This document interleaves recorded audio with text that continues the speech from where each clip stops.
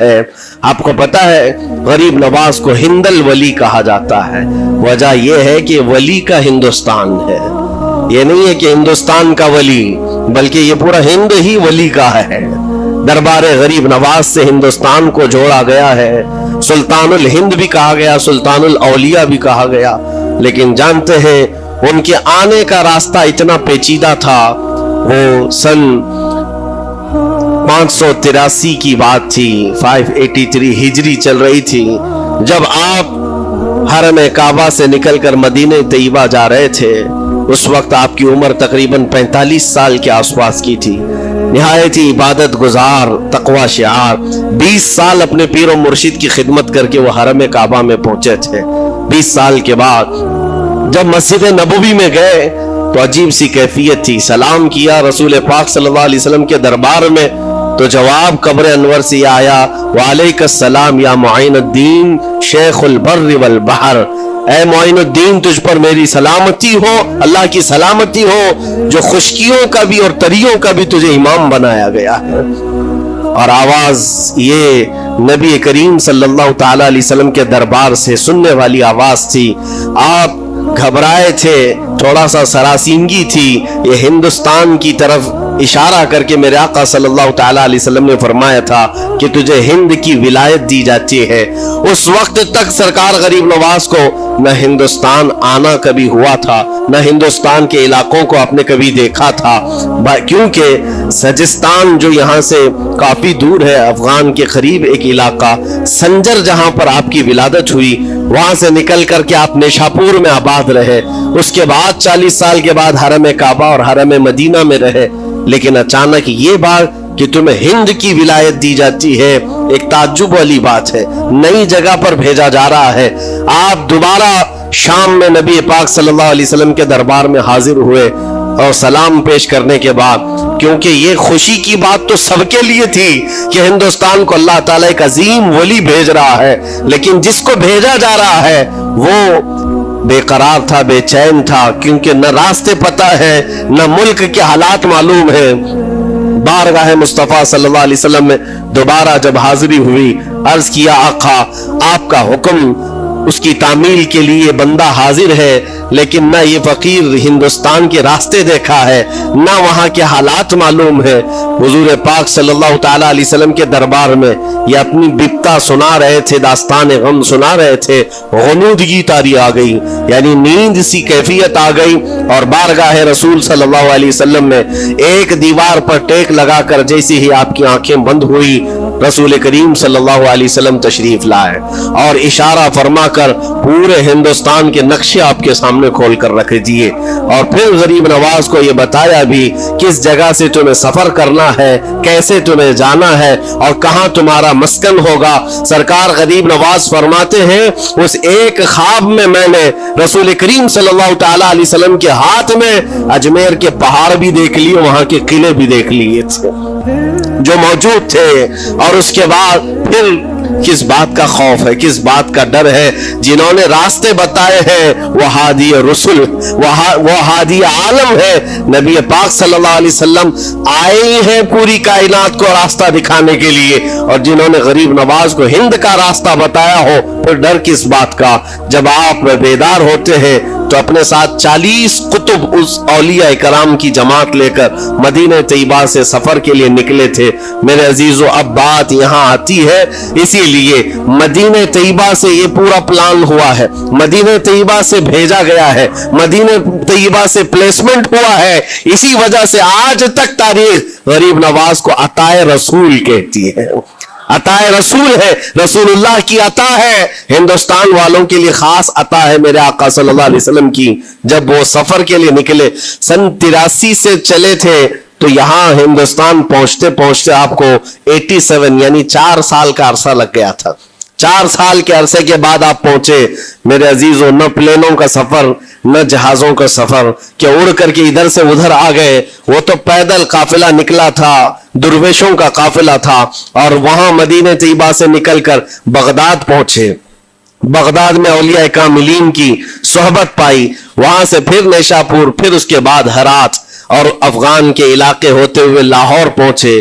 لاہور میں سرکار داتا گنج بخش عالم رحمت اللہ تعالی علیہ کے دربار میں چلہ کشی فرمائی. وہاں سے دلی پہنچے. یہاں یہ پورا جو راستہ ہے 4 سال کا میرے عزیز و تاریخ میں ہے. سرکار غریب نواز جس راستے سے چلتے جاتے تھے جو کافر یا مشرک بھی دیکھتا وہ دائرہ اسلام میں داخل ہو جاتا تھا. نور الہی، نور وحدت کا ٹکڑا آپ کی جبین اقدس پر ایسا چمکتا تھا کہ لوگ جو آتے وہ پھر آپ کی صحبت سے دور کوئی جاتا نہیں تھا. دلی میں جہاں آپ آئے یہ ایک عجیب اتفاق ہے. اس وقت کھانڈے راؤ ایک بڑا راجا تھا، اس کا قلعہ تھا، اس کے سامنے ہی آپ نے پڑاؤ ڈال لیا. سرکار غریب نواز رضی اللہ تعالیٰ عنہ کی یہ داستان، یہ تاریخ، وہاں پر آپ نے اپنا پڑاؤ ڈال لیا. اور ان بت پرستوں کے لیے ایک بڑا پیچیدہ مسئلہ تھا کہ ایک درویش آیا ہے. ایک بات میں آپ کو بتاؤں، یہ جو تعصب آج پھیلا ہوا، یہ زہر پھیلا ہوا، یہ آج کا نہیں ہے، یہ باپ داداؤں کے پشت میں بھی ان کے موجود رہا ہے. اسلام اور مسلمانوں کے خلاف زہر مشرکین کے دلوں میں یہ بہت پرانی چیز ہے، نئی نہیں ہے، بہت پرانی چیز ہے. تعصب دلوں کے اندر کڑھن رکھنا اور کبھی ایکسپٹ نہ کرنا، یہ سرکار غریب نواز جس دن ہند میں قدم رکھ رہے اسی دن سے آپ نے اس کو فیس کیا ہے، اسی دن سے آپ نے اس کو دیکھا ہے. اور وہاں پر کھانڈے راؤ کی جماعت نے بہت کوششیں کی کہ یہ دلی میں داخل ہوا، یہیں سے ان کو ختم کر دیا جائے، نکال دیا جائے. لیکن عجیب اتفاق یہ ہے کہ یہ جو جماعت آئی تھی سرکار غریب نواز کے ساتھ، نہ ان کے ہاتھوں میں تلوار ہے، نہ بھالے ہیں، نہ چاقو ہے، نہ چھری ہے. یہ تو گدڑیاں پہنی ہوئی درویشوں کی جماعت تھی، گدڑیاں پہنی ہوئی درویشوں کی جماعت جو جھولے میں سوکھی روٹی رکھتے تھے اور پانی میں بھگو کر کھا لیا کرتے تھے. ان کے پاس نہ کوئی ہتھیار ہے، نہ کوئی سامان ہے، ہر سامان جنگ ہے. ان کو نکالا جائے تو کس بات سے نکالا جائے، ہمت بھی نہ ہوتی تھی. یہاں تک کہ جو آپ کو وہاں سے جانے کی بات کرنے کے لیے آتا تھا، تھوڑی دیر محفل میں بیٹھتا اور کھڑا رہتا اور کلمہ پڑھ کر پھر مشرف با اسلام ہو جاتا. دلی کے اندر ایک دن کے اندر 1000 لوگ اسلام میں داخل ہوئے تھے. سرکار غریب نواز رضی اللہ تعالیٰ عنہ نے تلوار سے اسلام میں داخل نہیں کیا ہے، نہ ہی کسی کو ڈرا دھمکا کر کے. وہ سوکھی روٹی کھانے والے کس بات سے ڈراتے لوگوں کو؟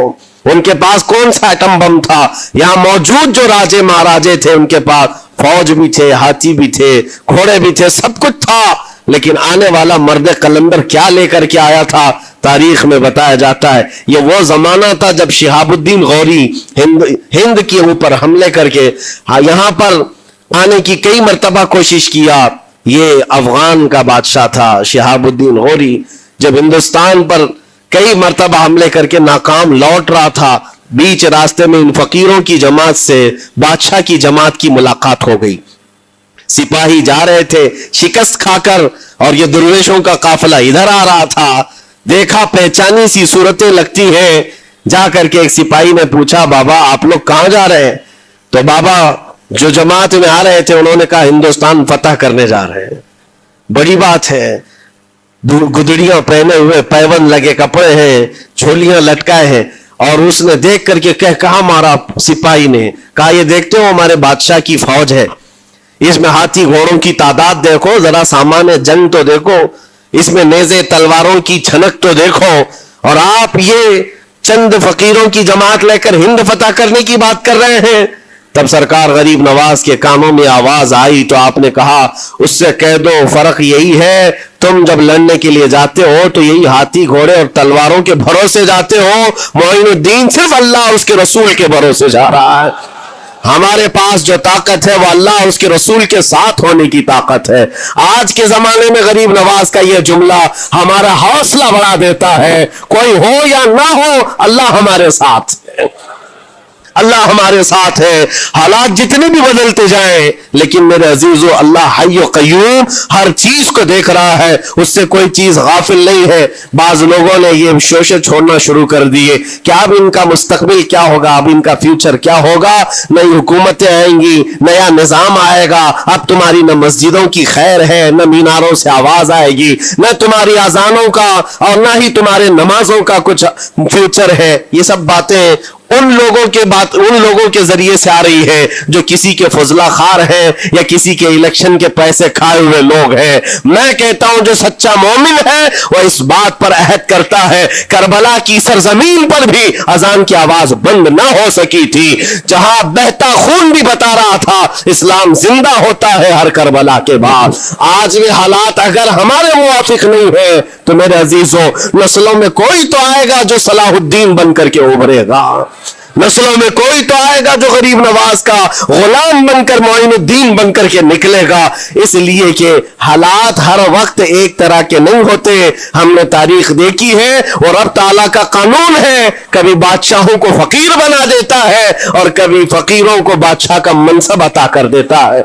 जब सरकार गरीब नवाज दिल्ली के सरजमीन पर आप बैठे हुए थे अपने सूफिया की जमात के साथ, एक दस्तरखान लगा हुआ था, दस्तरखान लगा हुआ है, औलिया इकराम की जमात है, एक दूसरे से बातचीत कर रहे हैं। दिल्ली में उस वक्त हालात अजीब थे।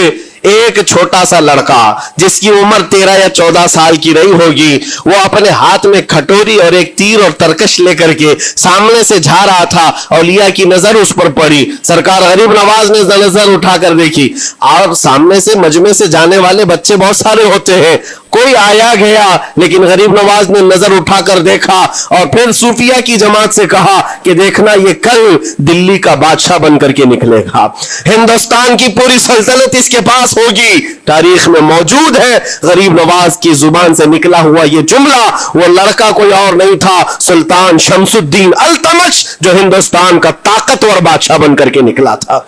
हाँ, वो जिसको चाहे नवाज दे और जिसको चाहे उठा दे।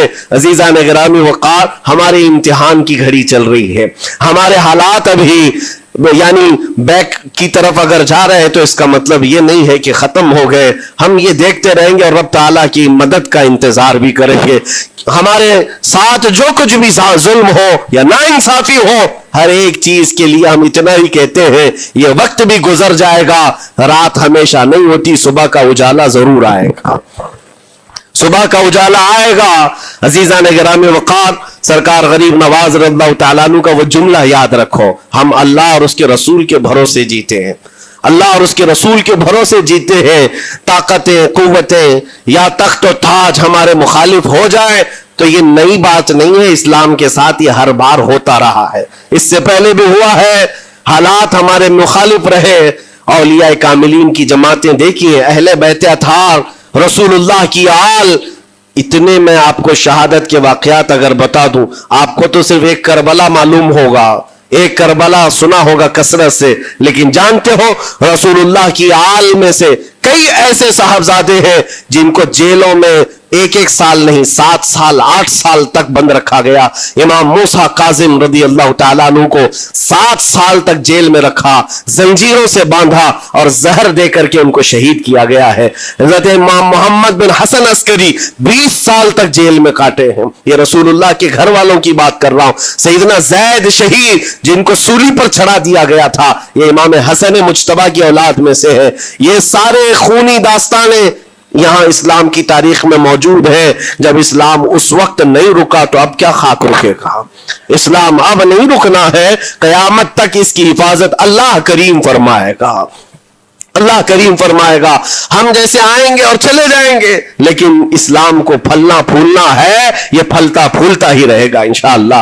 आपकी जिम्मेदारी इतनी है, आपकी इतनी जिम्मेदारी है, हालात देख करके बच्चों को यह ना कहना कि बेटा आप जैसे हालात चल रहे हैं वैसे ही चलते रहो। नहीं, अपने बेटों को यह तरगीब देना कि बेटा आज हम इम्तिहान की घड़ी में हैं, कल अगर अल्लाह ने हालात अच्छे कर दिए तो याद रखना जिस जगह बुतकदे बने हमारी मस्जिदों को तोड़कर इंशाअल्लाह वहां से अजान की आवाज फिर से गूंजेगी, अजान की आवाज आए। ये बच्चों को नसीहत होनी चाहिए। हमारी तारीख मिटाने से मिटती नहीं है, एक दौर आएगा फिर जब अल्लाह करीम चाहे तो ये तारीख खुल करके लोगों के सामने आए।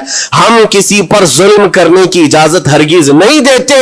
اور ساتھ ہی اسلام یہ بھی کہتا ہے ظلم ہو جائے تو سہنے کی اجازت بھی نہیں ہے، آپ کو حق بات بول کر جانا ہے، حق بات پہنچا کر کے جانا ہے۔